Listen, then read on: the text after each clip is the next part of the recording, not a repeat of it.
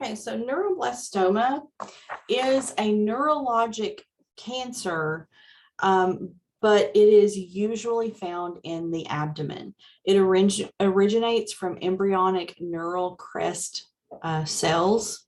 And so it's found outside the head. It's not on the head or the spinal cord. It's usually in the abdomen. This is called a silent tumor because there are not a lot of symptoms in the early stages.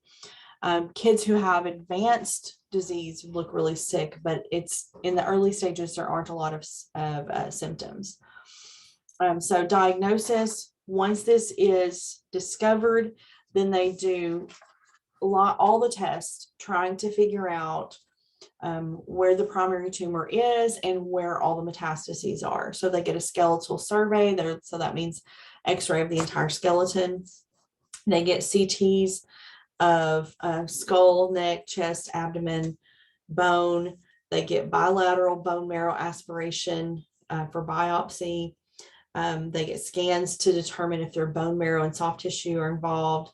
They do urinary catecholamines to see if the urinary system is involved. There are specific gene and chromosome abnormalities that they test for because those are correlated with a poorer prognosis. So the diagnostic testing, once this is found, the diagnostic testing is aimed at finding where all this has metastasized to. Management, they do surgery to remove as much of the tumor as possible if they're in the early stages. In stages 3 and 4, they just do a biopsy. This can be treated with radiation and chemotherapy. If there's a tumor in the spine, they try not to radiate that because of damage to the spinal cord. But sometimes if they have metastases to the spine, they may use radiation for comfort. They reduce the size of those tumors and it can improve comfort. So radiation and chemo, lots and lots of emotional support.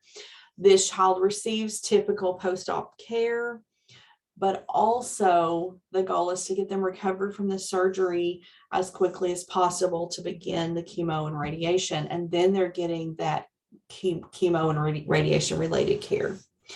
So the prognosis for this is really different. It's usually a poor prognosis because it tends to be diagnosed late, but sometimes it just spontaneously regresses and they don't know why.